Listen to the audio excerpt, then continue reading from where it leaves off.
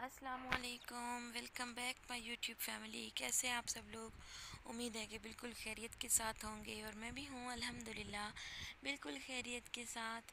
तो आप लोगों के साथ मैंने एक लास्ट वीडियो जो है वो शेयर की थी, जिसमें मैंने चिकन ब्रेड की रेसिपी आपके साथ शेयर की थी। तो उसी का कुछ पार्ट है वो मैं आज आपके साथ शेयर करूँगी। लेकिन इस वक्त हम लोग आए हुए हैं बाहर। अभी हम ये गुजर रहे थे कतर में, खलीफा स्टेडियम के पास। आप लोगों में से जो कतर में रहते हैं उनको मालूम होगा।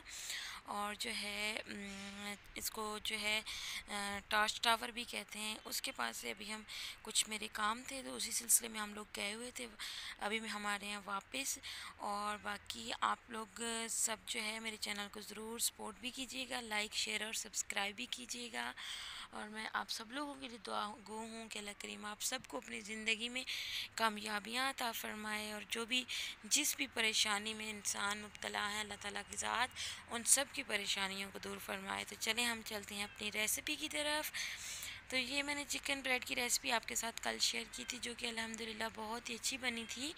और उसका कुछ एक और जो है वो शेप मैंने दी थी, तो वो वीडियो में नहीं डाल सकी थी। मैंने कहा वीडियो काफ़ी लंबी हो जाएगी, इसलिए मैंने शॉर्ट करके डाली है। अभी बस हम अपना जो है वो एयर फ्रायर को प्री हीट कर लेंगे। और इसको हम 160 डिग्री पे, मैंने कल भी बताया था, 11 to 12 मिनट्स के लिए हम लोग जो है वो बेक करते हैं। अपनी जो भी चीज़ होती है, जो बेकिंग के आइटम्स जो हैं मतलब कि मैदे वगैरह के साथ बनते हैं, या जैसे केक वगैरह हो गया, उस बस उसको इतना ही टाइम चाहिए होता है। तो ये जनाब मैं बस बना रही हूँ और इसको मैं कुछ इस तरह से शेप दूंगी। कल वाली शेप्स जो हैं वो अलग थी। इसका हम एक मतलब कि ओवल शेप में बनाकर इसके कट लगा लेंगे साइड्स पर, और इसमें हम ऐड कर देंगे अपना मटेरियल। और ऊपर से दोनों साइड से हम एक एक लेयर उठाकर इसकी हम ऊपर डालते जाएंगे। तो इसकी बहुत ही एक अच्छी सी लेयर बन जाएगी। और मेरी प्यारी सी मानो जो है वो पीछे से आवाज़ें दे रही है, और इतना प्यारा सा मुंह उसने निकाला हुआ है।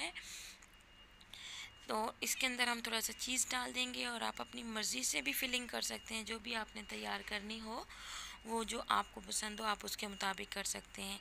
तो इस तरह से बस इसकी कुछ शेप आ जाएगी। और बेक होकर ये बहुत ही अच्छी बनी थी। इसके ऊपर भी हम थोड़ा सा जो है वो चीज़ डाल देंगे, और ऊपर जो है हम एग की जो है वो जो है कोटिंग कर देंगे।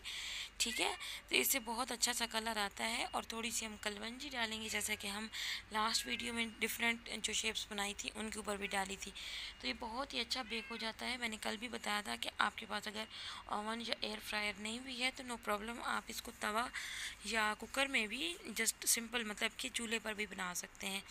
तो इस तरह की इसकी कुछ शेप थी। अभी हम इसको रखेंगे और 12 मिनट्स के बाद ये बन जाएगा।